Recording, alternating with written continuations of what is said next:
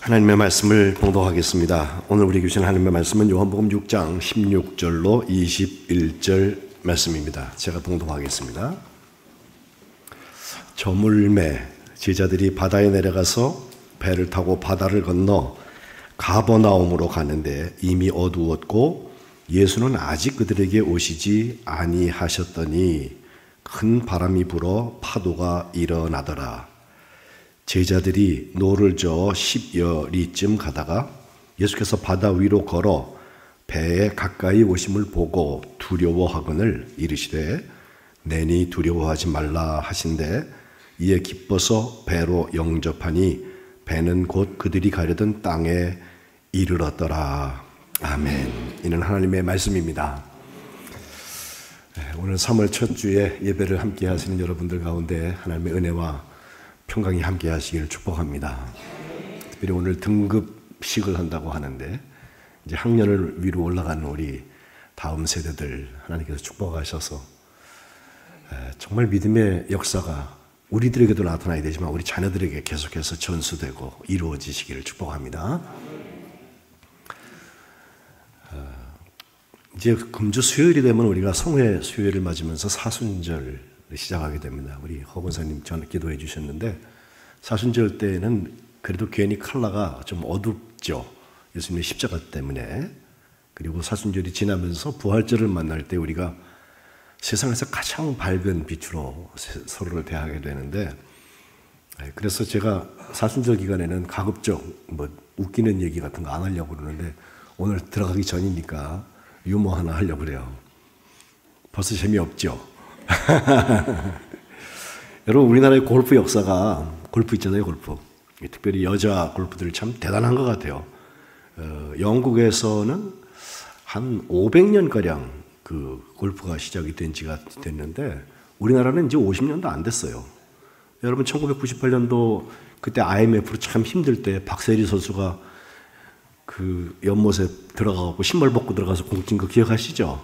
네, 얼마나 귀한 일이야. 정말 전 국민에게 소망을 주었던 일이고 이제는 뭐 세계 대회에서 한국 선수가 여자 선수가 우승했다 그러면요 했나 보다 그러지 뭐 그렇게 즐거워하지도 않는 것 같아요 나라가. 근데 굉장한 일입니다. 그거 어마어마한 일이에요. 근데 골퍼들이 골프 매니아들이 서로 하는 유머가 하나 있어요. 천국에서 골프 대회가 열리는데 모세하고 예수님하고 하나님하고 셋이서 라운딩을 했다는 거예요. 그 모세가 파3인데 공을 딱 티샷을 했는데 공이 하필이면 옆에 있는 연못으로 날아가더니 호수에 퐁 빠집니다. 그러면 이제 새 공 꺼내놓고선 바깥에 쳐야 되는데 모세가 외줄을 들고선 글로 가요. 가가지고서 갑자기 호수에다 내가 손을 쫙 드니까 호수가 쫙 갈라지면서 바닥에 있는 공이 보여갖고 그걸 딱 쳐서 처리했다는 거예요. 그 다음 순서가 이제 예수님인데 예수님이 탕친 공도 역시 호수를 향해서 착 들어가는데 그 공이 바닥에 빠지질 않고 위에 동동 떠 있더래요. 예수님 어떻게 했겠어요? 똑같이 외줄 들고 가는데 가서 물 위를 싹 걸어가셔가지고 그걸 어프로치를 했다는 겁니다. 그리고 마지막 하나님은 어떻게 했나? 공을 땅 쳤는데 역시 호수를 향해서 공이 가는데 그러자 호수에서 물에 딱 떨어지는 그 순간에 입이 큰 메기 같은 물고기가 아 하면서 공을 탁 받더래요. 근데 그때 큰 새가 날라와가지고 그 물고기를 탁 채가지고 그린 위로 싹 날아가더래. 그래갖고 딱 떨어뜨리니까 그 메기가 또 입을 열어가지고선 공이 또로로 굴러가지고선 홀컵에 쏙 들어갔다. 딸랑 홀인원 했답니다. 그 아들 되신 예수님께서 아버지를 향하여서 나이스 샷 하면서 하는 말이 아버지 이거 낚시하는 게 아니고 골프예요. 골프 칩시다 그랬다는 거예요. 네. 저도 이제 클럽 작업은 지 벌써 10년도 훨씬 넘은 것 같고 이 골프라는 운동이 제가 이제 안식년 되었을 때 주로 하고 또 외국에서 친구 목사님들이 오면은 그 전에 뭐 어쩌다가 1년에 한 번씩 라운딩하고 있었는데 이제는 뭐 골프장에 가서 걸어갈 일도 없고 그런 세상이 된 것 같은데 저는 그때 그 예수님이 물 위로 걸어가갖고 어프로치 했다는 얘기를 듣고 정말 예수님께서 물 위로 걸어가신 목적이 뭐냐 예? 그런 생각을 했어요. 예. 지금은 뭐 비가 와도 골프를 즐길 수 있는 스크린 골프장이 한국에 많이 있어서 사람들이 집안에서 그렇게 하고 물에 빠질 일은 없는데, 근데 여러분 생각해 보면 예수님께서 요한복음의 7가지 기적 중에서 3가지를 자연 기적을 베푸셨다고 했는데, 지난주에 봤던 그 오병이어의 기적과 함께 여기 물 위를 걸어가신 기적, 또 그 앞에 첫 번째 기적이었던 물이 변화에 포도주 됐네, 그죠? 이 3가지가 자연 기적으로 요한복음에 소개가 되고 있는데, 이 오병이어에 이어서 예수님께서 물 위를 걸어가셨다는 이야기는 마태복음과 마가복음에도 똑같이 순서가 기록되어 있어요. 그러니까 대체로 예수님께서 5,000명과 먹이고 12광주리가 남은 다음에 물 위를 걸어가신 일을 하신 것은 저는 예수님의 생애를 이렇게 복귀해보라고 그러면 맞는 것 같아요. 근데 요한복음은 그 다음에 지난주에 말씀드린 것처럼 그 오병이어의 표적이 결국은 5 더하기 2가 5,010이다 그거 가르치려는 게 아니라 그들에게 내가 하늘에서 내려온 산 떡이다, 생명의 떡이다, 나를 먹고 마셔라. 그거는 예수님과 함께하는 삶이라고 지난주에 말씀드렸어요. 그게 표적입니다. 기적을 바라는 사람은요, 먹고 땡이야. 배부르면 끝이에요. 근데 그 기적을 통하여서 하나님의 사인을 보는 사람들, 하나님의 표적을 보는 사람들은요, 그때 예수님께서 우리에게 생명의 떡이 되셨구나. 이 성찬식 때도 제가 물과 포도주가 예수님의 몸과 예수님의 피입니다 선언하면 그게 화채설이냐 마냐, 몸으로 진짜 되냐 마 이런 얘기를 하는 게 아니라 나를 기념하라 하셨으니 예수님은 나와 함께 하시는구나. 이게 확인되면 그게 은혜예요, 사실은. 예. 표적의 역사가 우리 교회에 함께 하시기를 축복합니다. 오병이어의 법칙을 과학적으로 질량 보존의 법칙을 위배한 것입니다. 이렇게 얘기한다면 아마 여기 물 위를 걸어가신 예수님의 이야기, 그거는 중력의 법칙을 어긋난 것일 것입니다. 어떤 부흥사 목사님이 이걸 설명하는데요, 물 위를 걸어가는 방법은 딱 한 가지입니다. 뭐라 그러냐면요, 오른발을 딱 물 위에 디디는데 발이 물에 빠지기 전에 왼발을 빨리 집어넣는 겁니다. 그 다음에 또 빨리 오른쪽 발 집어넣고 이렇게 하면 물에 빠지기 전에 위를 걸어갈 수 있습니다 그러는데, 현실은 그렇지가 않습니다. 왼발 올려놓기 전에 오른발이 빠져버리고 말죠. 오늘 본문으로 돌아와서 16절로 18절 있는 말씀을 가만 보니까 거기 큰 문제는 역시 18절에 나오는 큰 바람이라는 것입니다. 배가 야간 항해를 하게 되었습니다. 근데 이 야간 항해는 제자들에게는 굉장히 익숙한 것이었습니다. 밤새도록 물고기를 잡았는데 잡은 게 없습니다라고 예수님을 만날 때도 얘기했고요. 밤에 주로 물고기를 많이 잡았던 것 같아요. 부활하신 다음에도 밤에 물고기를 잡아요. 그 디베랴 호수, 갈릴리 호수는 그들에게는 삶의 터전이고 너무 익숙한 경험의 현장이며, 한밤중에 물고기를 잡으려고 그 배를 많이 띄웠던 사람이기 때문에 밤 항해가 그렇게 아주 예외적인 상황이 아닙니다. 그 갈릴리 호수도 길도 잘 아는 사람들인데, 그 밤에 그들이 배를 타고 가게 되었는데 저물매 제자들이 바다에 내려갔다. 지금 오병이어가 끝난 다음에 저물어서 바다에 내려가서 배 타고 바다를 건너서 가버나움이라고 하는 도시를 향해서 가고 있는데 이미 어두웠다고 그랬고, 또 큰 바람이 불어서 파도가 일어나는 그 앞에 17절 마지막에 보면 예수님께서 아직 그들에게 오시지 아니하신 상태라는 거예요. 예수님이 없는 상태라고 하는 게 큰 바람이 불어서 파도가 일어난 상태와 비교할 때 더 큰 문제인 것입니다. 사실 예수님께서 함께 하신 그 상황에도 바람과 또 바다가 요동을 쳤던 일이 있습니다. 마가복음 4장에 그 앞에 일어난 일로 보여지는데 35절부터 보면 예수님께서 제자들과 함께 야 우리 저편으로 건너가자 그러면서 배를 다 같이 타셨어요. 예수님이 함께 하신 그 배뿐만 아니라 다른 배들까지 같이 36절에 건너가게 되는데 37절에 똑같이 큰 광풍이 일어났다. 호수에 큰 바람이 불면 얼마나 불까 할지 모르지만 갈릴리 호수는 갈릴리 바다라고까지 성경이 얘기할 만큼 사실은 꽤 큰 바다예요. 그리고 거기서 빠져버리면 뭐 헤엄쳐서 나오기가 쉬운 일은 아닌 것 같아요. 근데 문제는 배가 뒤집힐 지경이 됐다는 거예요. 물이 배에 막 들어와가지고서 배에 물이 차기 시작했다. 아마 어촌에서 배를 타보신 분들 같으면 금방 알 얘기가, 물이 올라온다고 하면 내 배가 가라앉고 있는 거잖아요. 그죠? 그런데 예수님께서 생뚱맞게 이 위기 상황에 38절에 보면 저 고물에서 베개를 베고 주무시고 계셨다고 그랬어요. 그러니까 제자들이 볼 때에는 예수님의 행동이 이해가 되지 않습니다. 큰일 났습니다. 예수님께서 주무시는 걸 가지고 막 깨우면서 하는 말, 선생님, 여기 우리는 아마 제자들만 아니라 예수님까지 다 같이 포함해서 한 얘기 같아요. 우리가 죽게 됐습니다. 이거 돌보지 않으십니까? 라고 예수님한테 얘기하는데, 예수님께서 자다 말고 벌떡 일어나셔가지고 그 흉흉한 큰 광풍 바람을 꾸짖으셨다. 잠잠해라, 고요해라, 이렇게 말씀하셨다는 거예요. 놀라운 것은 그저 바람이 그치고 아주 잔잔해졌다. 39절.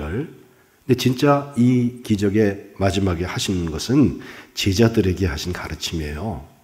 40절 한번 읽어봅시다. 시작. 이에 제자들에게 이르시되 어찌하여 이렇게 무서워하느냐, 너희가 어찌 믿음이 없느냐 하시니. 예수님이 묻고 싶은 거는 믿음이 없음에 대한 꾸짖음이에요. 광풍이 가볍다는 게 아닙니다. 지금 배가 물에 잠겨가고 있는 상황이 괜찮은 상황이라는 얘기가 아니에요. 호들갑 떨지 말라는 거예요. 죽을 것처럼 그러지 말라는 거예요. 안 죽어요. 괜찮아요. 주님이 깨시면요, 잠잠하라, 고요하라 한마디 하실 거예요. 그러면 잠잠하게 없어지는 거예요. 그걸 우리는 자연 기적, 한 표적이라고 말할 수 있지만 사실은 그 속에서 주님께서 가르치려는 거는 제발 두려워하지 말라는 거예요. 너희의 생명이 영원한 생명에 닿아 있으니 두려워하지 말아라.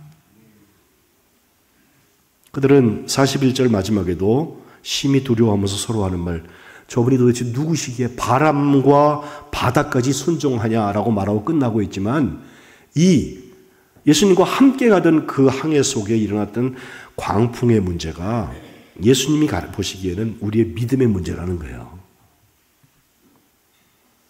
큰 바람과 물결로 생명이 위협을 받고 죽게 된 지경에 이르기도 합니다. 분명히 주님과 함께 있는데 그 주님은 나의 문제에 관심이 없으신 것 같아 저기 고물에서 베개를 베고 주무시고 있을 수 있습니다. 죽게 된 것을 돌보지 않으시는 예수님처럼 느껴질 수 있습니다.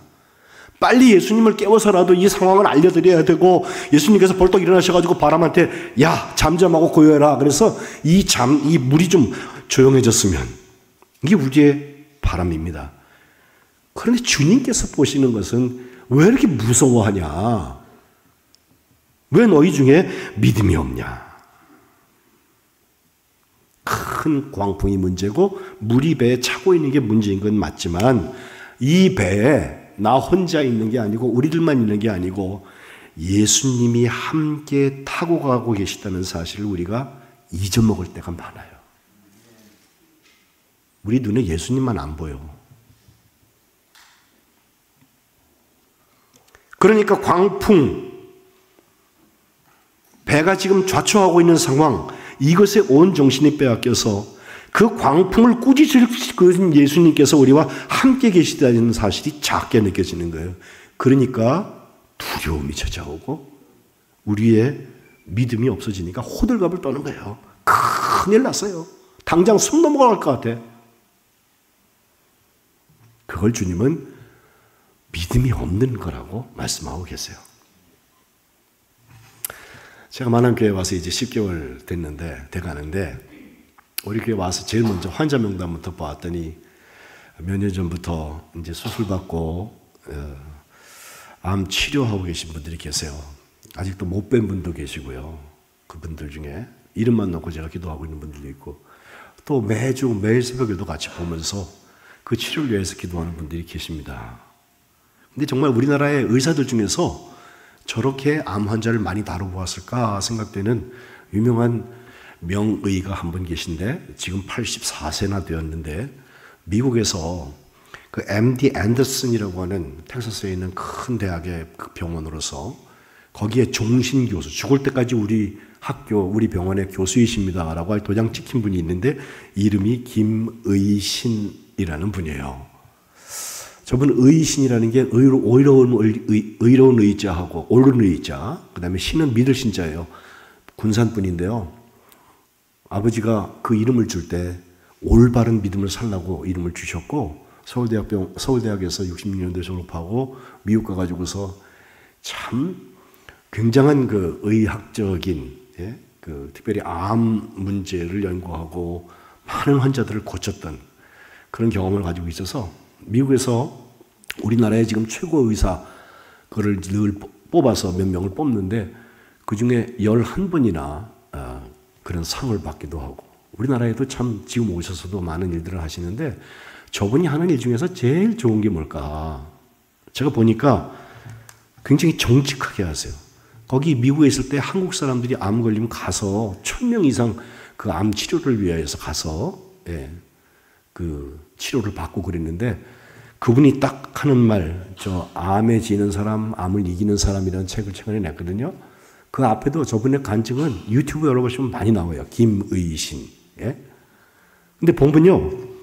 이분이 딱 보면 저 사람 한국 사람이다. 금방 안 돼. 뭐냐면 암에 걸리면 한국 사람들은요. 근심이 가득하고 벌써 죽었어. 어깨가 축 처져가지고 그 사람만 아니라 가족까지 다 같이 초상집 되는 거야 갑자기. 근데 이분이 볼 때는 치료하는 사람 입장에서 볼 때는요. 너무 걱정이 많으면 오히려 암세포가 늘어난다는 거예요. 쓸모 이상의 걱정하지 말아라. 쓸모 이상의 두려워하지 말아라. 오히려 태평하게 농담하고 있는 환자들은 암을 잘 이겨내더라는 거예요. 이건 암을 쉽게 여기라는 뜻은 아니에요. 그러나 삶의 자세가 부정적인 사람인지 긍정적인 사람인지 암을 이길 만한 스트레스를 이길 만한 준비가 되어 있는지에 대한 이야기인데 암에 걸려도 담대하고 비교적 표정이 밝은 환자들은 치료도 참 잘 되고 또 암 치료 시작도 안 했는데 벌써 걱정이 태산인 사람들 그 사람 이상하게 잘 낫지 않더라는 거예요. 그 사람이 임상을 하면서 했던 얘기 몇 가지 하는데요. 어떤 부인이 가슴에 암이 생겨가지고 와서 치료를 하자고 하는데 걱정이 태산이 왜 그런가 뭘 걱정하십니까 그랬더니요. 아직 수술 시작도 안 했어. 뭐라고 그러냐면 내가 혹시 잘못해서 죽으면 내 남편이 어떤 여자랑 결혼할까. 아직 치료 시작도 안 했다니까. 근데 그게 걱정인 거예요 이 사람이. 회사의 중역은요. 내가 죽고 나면 우리 회사는 망가질 텐데 이것 때문에 걱정하고요. 우리나라의 정치가 중에 온 분들은요. 자기가 죽으면 대한민국 꼭 망할 것처럼 안절부절 못하더랍니다. 어떤 의사 선생님은요. 한국 사람인데 항암제 관련 자료를 잔뜩 뒤져가지고 부작용이 뭔가 있나. 요 약 잘못했을 때 잘못된 사람들 얘기 있잖아요. 그걸 줄줄줄줄 외고 있어서 아니 김일신 박사님이 이 약 괜찮으니까 쓰세요 그랬더니 이 약에 대한 부작용은 뭐가 일어나 줄줄줄 외고 있더라는 거예요. 그게 낫겠어요 그게? 대신에 그분이 하는 이야기가 암세포 잡아먹는 NK, Natural Killer Cell이라고 했어요. 암세포를 죽이는 그런 좋은 그런 세포가 우리에게 있다고 하는데 이게 많으면 암 치료도 잘 되고 암에 잘 걸리지도 않는데 누구에게 그게 많은가 보니까 언제나 웃는 사람, 또 즐겁게 사는 사람 수치가 많이 높더래요. 제가 여러분 찬양대 남자들 빨리 들어가라 그러죠. 이분이 한 얘기입니다. 제가 한 얘기 아니에요. 찬양대원들은 일반 사람보다 수치가 1000배 높게 나온 사람이 있대. 듣기만 해도 기분 좋죠, 그죠? 우리 찬양대만 아니라 우리 찬양 같이 하는 세션 부분도 마찬가지라고 생각해요. 야, 1000배가 넘다니 어마어마한 거 아니에요? 그래서 김우신 박사가 깜짝 놀랐다는 거예요. 기쁨 속에서 노래하고 감사기도 하고 인생을 밝게 사는 사람들이 암에 대한 저항력을 몸에 갖추고 있다는 거예요. 참 귀한 일인 것 같아요. 그래서 저 책의 제목을 보세요. 암에 지는 사람, 암을 이기는 사람.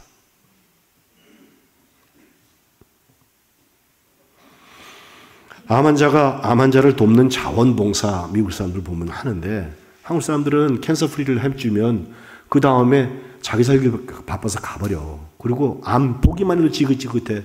그 키모테라피면 얼마나 힘들었어요. 왜? 머리 다 빠지고. 미국 사람들 보니까 그렇지 않더라는 거예요. 내가 치료된 게 감사해서 와가지고 자원봉사한대. 예. 암을 이긴 생존자들의 행태를 얘기하고 있습니다. 우리가 지금 대통령 탄핵에 대해서 인용되냐 기각되냐 가지고서 지금 한 주 혹은 2주 정도를 굉장히 나라가 시끄럽습니다. 또 시끄러울 것 같습니다. 이건 우리 역사가 만나는 큰 광풍입니다. 어느 쪽으로 결정이 돼도 반대쪽의 반대 의견은 만만치가 않습니다. 세력도 만들어 놓았습니다. 오늘도 탄핵 찬성과 반대 그 진영을 해가지고요. 요즘은 그 멀리서도 안 해. 경찰차로 차벽을 막아놨지만 저기 보이는 데서 찬성, 여기서는 반대. 소리를 높인다고 그게 진짜 애국일까? 나랑 생각이 같은 사람들은 애국인 것 같고 나의 반대편에서 다른 생각하고 있는 사람들은요. 애국은커녕 역사의 심판이나 받아라 아니면 되게 바보다. 가짜 뉴스에 속은 사람들이다. 이렇게 생각해요. 서로 똑같이 그렇게 하고 있어요. 보세요. 큰 광풍이 우리에게 왔을 때 믿음의 사람이라면 그 광풍을 보고 있는 거 아닙니다. 이 역사와 함께 하시는 예수님을 바라보는 겁니다. 국가든 개인이든 큰 광풍을 만났을 때 그 예수님을 바라보고 있을 때 믿음의 역사가 일어나는 것입니다. 어제가 3월 1일 3.1절 106주년인데 우리가 새벽에 같이 모여서 기도했어요. 또 예배했어요. 이 역사가 일본이 강점해서 35년을 잇는 동안에 우리 이름도 뺏기고 나라가 수탈됐을 뿐만 아니라 그건 지금 이런 정도의 수탈이 이런 광풍 정도가 아니잖아요.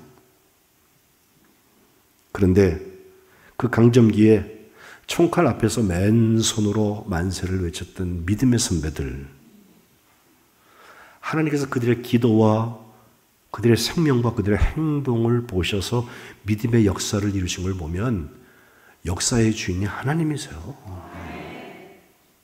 그래서 우리가 나라와 민족을 위해서도 같이 기도하자고 제가 초청하는 거예요. 큰 광풍이 있을 때 광풍만 묵상하지 마십시오.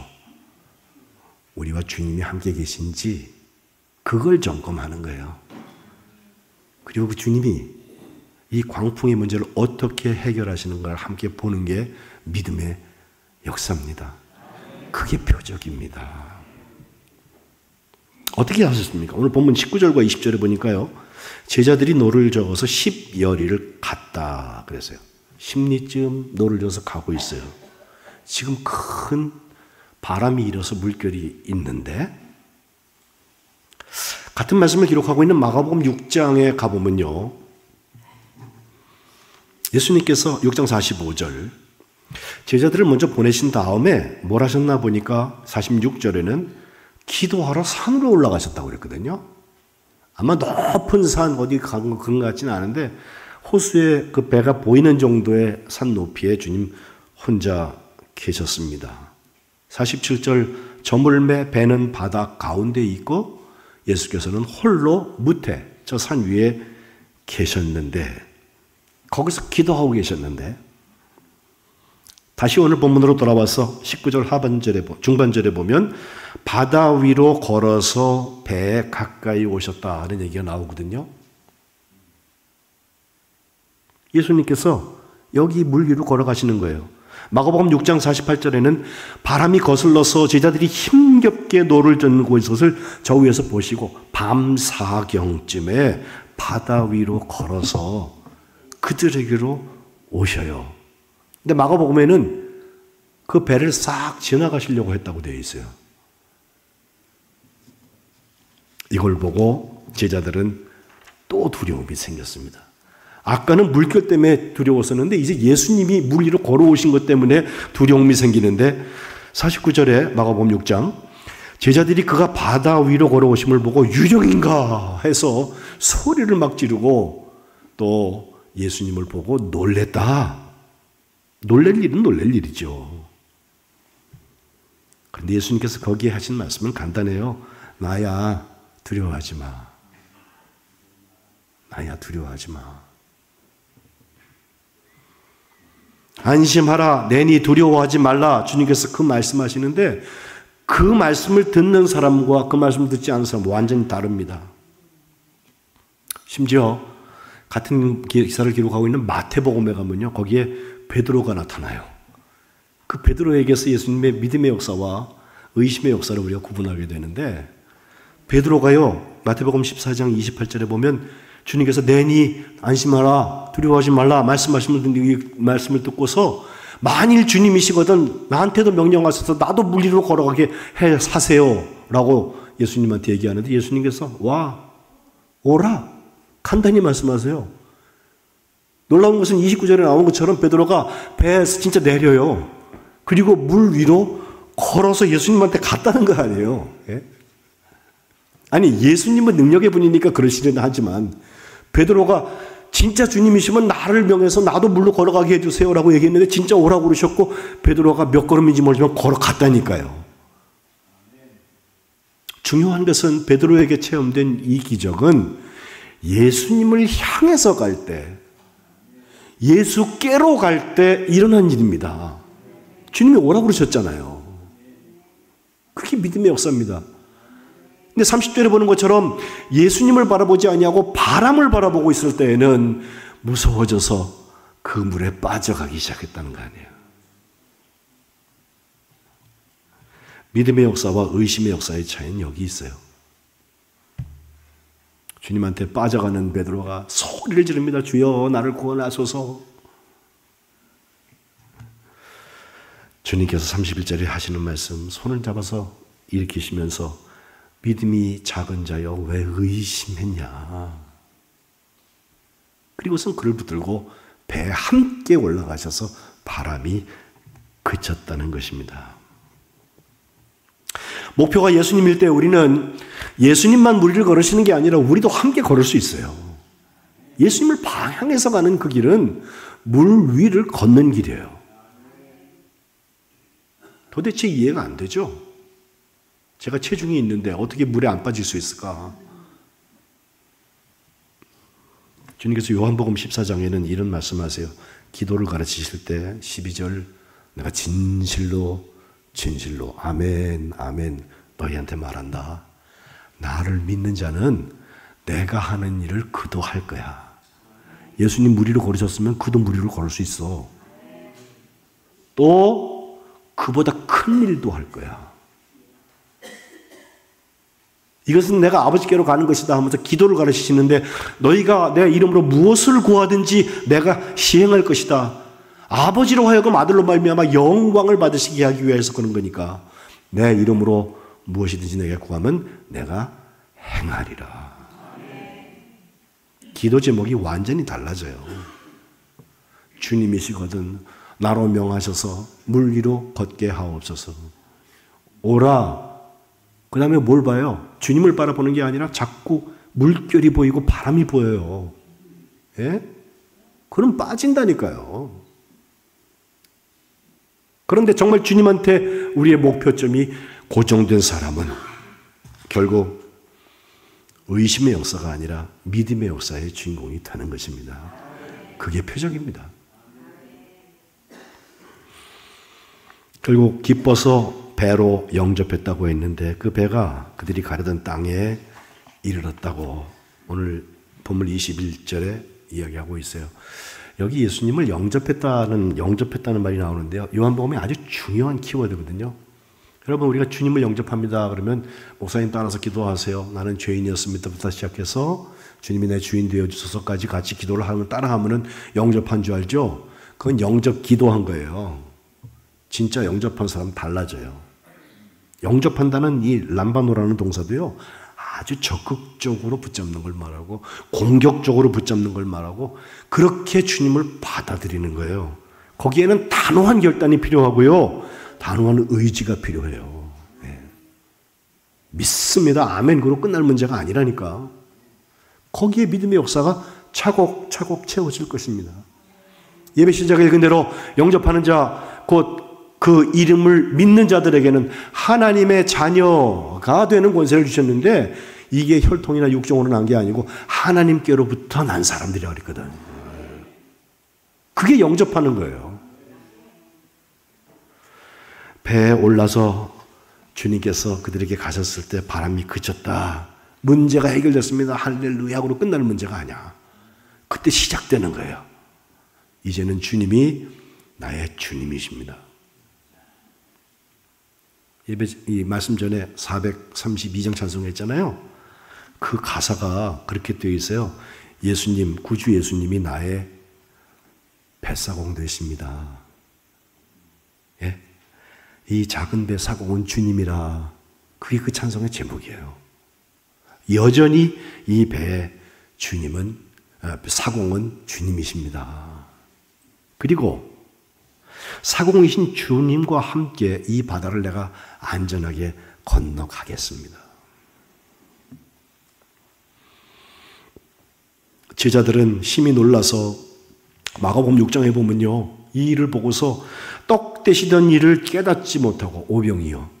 도리어 그 마음이 둔해져가지고 생명의 떡이 돼서 나를 구원하시는 그분 예수님, 그분을 영접하는 삶이 무엇인지에 대해서 아무 생각 없이 마음의 심히 놀라기만 했다고 되어 있고요. 반면에 마태복음 14장 33절에는 배에 있는 사람들이 예수님께 절하면서 말합니다. 진실로 하나님의 아들이십니다. 그러니까 하나님이, 예수님이 나의 주인 되신다는 거 확인하는 거예요. 예수님을 영접하면 예수님이 사공 되셔서 우리의 인생을 항해하실 거예요. 예수님이 가자고 그러면 가고 쓰라고 그러면 쓰고 이쪽으로 가자면 이쪽으로 가고 저쪽으로 가자면 저쪽으로 가는 거, 그게 믿음의 역사가 일어나는 표적입니다. 이것 때문에 제가 여러분을 수요일 날, 금주 수요일입니다. 저녁 8시에 청해요. 꼭 오세요. 안 오면 큰 손해봅니다. 예. 금주 수요일 몇 시요? 옆에 계신 분들 한번 인사하세요. 성회 수요일 8시에 봅시다. 시작. 성회 수요일 8시에 봅시다. 그래요. 예. 예. 성만찬과 같은 예식을 제가 할 텐데 여러분 오셔서 성회 예배 같이 드려보세요. 우리 교회 과거에 안 했다고 그러는데 하나님께서 은혜 주실 것입니다. 그리고 그것은 그걸로 끝나는 게 아니에요. 내가 이렇게 그냥 예수님 없이 살아도 괜찮지, 예수님 의식하지 않고 예수님이 내 배의 주인 되신 것을, 사공 되신 것을 잊어먹고 살아도 괜찮지 살던 사람이 이 사순절에 40일이나 있잖아, 시간이. 주일 빼고도 40일이야. 그 시간 동안 어느 한 번의 말씀에 우리의 삶이 바뀔지 몰라요. 저도 지금 요한계시록 읽고 있는데 요한계시록 계속 갈 거예요, 그냥. 특세 그래가지고선 뭐 이사야 읽읍시다, 뭐 안 해. 계속 기도만 같이 할 거예요. 근데 진짜 말씀하실 분은 예수님이세요. 이게 뭐 나중에 천국 갈 때 뭐 이 역사의 마지막에 아마겟돈 전쟁이 어떻고 뭐 이 새 예루살렘이 올 때 어떻고 그 얘기만 생각하신 분들은 요한계시록 요자도 모르는 거예요, 사실은. 예? 그 일들이 우리에게 하고 있는 얘기가 뭐예요? 예수님의 십자가와 부활에 그곳을 향하여서 순례하는 우리들에게 예수님이 오라고 말씀하세요. 같이 가자. 내가 네 배의 사공이다. 믿음의 역사로 회개에 합당한 열매를 맺는 우리 만한 교회 되시기를 주님의 이름으로 축복합니다. 기도하겠습니다. 하나님, 저희가 살면서 많은 광풍들을 만납니다. 너무 커서 힘들고 어려워서 눌리기도 하고 죽을 것 같아서 주무시는 주님을 깨우기도 합니다. 그러나 우리가 다시 한번 확인하는 것은 예수님이 나와 함께 하시는지의 여부입니다. 임마누엘, 우리와 함께 하시는 예수님께서 우리를 의심과 두려움과 또 호들갑 떠는 그 자리에 두지 마시고 우리의 주인 되어 주시고 믿음의 역사를 능력으로 이루어 주옵소서. 주님과 함께하며 우리의 삶에 다가온 많은 문제들을 이겨나가게 도와 주옵소서. 물 위를 걸으신 표적의 주인 되신 예수님의 이름으로 기도합니다. 아멘.